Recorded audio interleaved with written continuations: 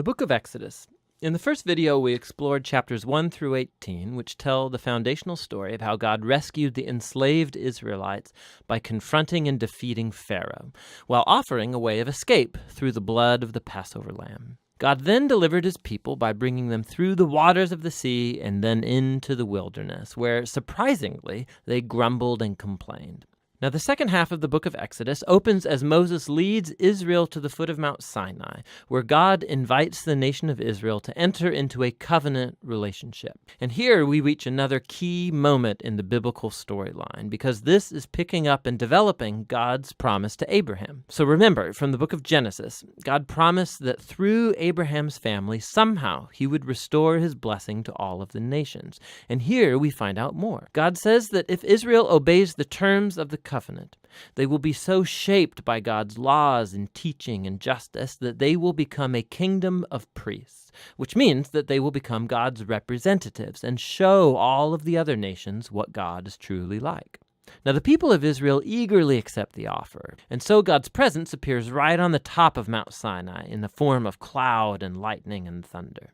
And Moses goes up as their representative, and God opens with the basic terms of the covenant, the famous 10 Commandments. These are like the basic terms of the agreement, how the Israelites and God are going to relate to each other. And then after this come another collection of commands which fill out the first 10 in more detail. There are laws about Israel's worship, about social justice, how they are to live together, all shaping Israel into a nation of justice and generosity that's different from the other nations. So Moses writes down all of these laws, and he brings them down to the people who, again, eagerly agree to enter into this covenant with God. And once they do so, God takes the relationship forward another step. He tells Moses that he wants his holy and divine and good presence to come and dwell right in the midst of Israel, which develops another aspect of God's covenant promises. So remember, after humanity's rebellion in the garden, it was access to God's presence that was lost. But now it's through the family of Abraham that God's presence is becoming once again accessible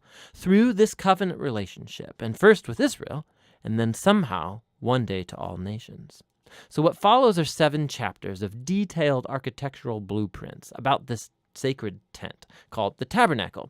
There's an outer courtyard with an altar, and then in the center there's a tent that has an outer room and then an inner room. And then inside the inner room, which is called the most holy space, is a golden box called the Ark of the Covenant. And there's angelic creatures over the top of it. It's the hot spot of God's presence. Now there's lots of detail in these chapters, and it's important to know that every piece has some kind of symbolic value. All of the flowers, the angels, the gold, and the jewels, it all echoes back to the Garden of Eden, the place where God and humans lived together in intimacy. And so the tabernacle is like a portable Eden, so to speak. It's the place where God and Israel can live together in peace.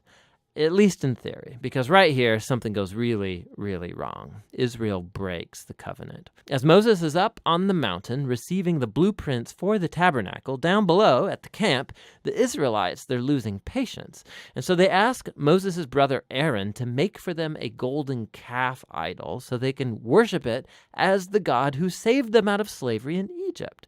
Now God's presence, it's right there on top of the mountain. They can see it. But here they are below, breaking the first 2 commands of the covenant they just agreed to. No other gods and no idols.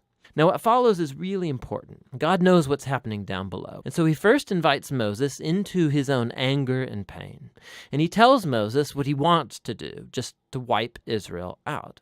But Moses intercedes by appealing to God's character. He says, first of all, destroying Israel would be going back on your covenant promises to Abraham. And then Moses appeals to God's reputation among the nations. What would they think if they see you destroying your own people? And so God accepts Moses' intercession, and he relents. And while he does bring his judgment on those who instigated the idolatry, he forgives the nation as a whole and promises to renew his covenant.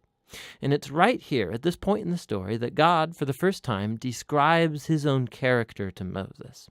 He says, the Lord is merciful, he's gracious, he's slow to anger, abounding in covenant faithfulness. He forgives sin, but he will not leave the wicked unpunished. So we have this tension. God is full of mercy, but also he must deal with evil if he claims to be good. And above all, God is faithful to his promises, even though it means, he knows, he's committing himself to a people who are utterly faithless. And so after renewing the covenant with Israel, God commissions Moses to go ahead and build the tabernacle. And once again, we get 5 long chapters describing in detail the construction of the tabernacle. And it all comes together in the final chapter where the tabernacle's finished.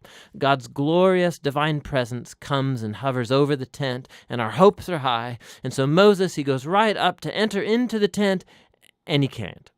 He actually can't go in. And that's how the book ends. It's really surprising, but not really if you think about it. You can see now how much Israel's sin has damaged the relationship with God in more ways than we realized.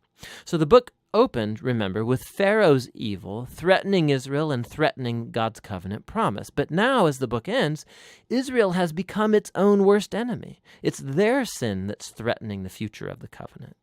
And so the question as the book closes is, how is God going to reconcile this conflict between his holiness and his goodness and his presence with the sinful corruption of his own covenant people? The solution to that problem is what the next book is about, but for now, that's the book of Exodus.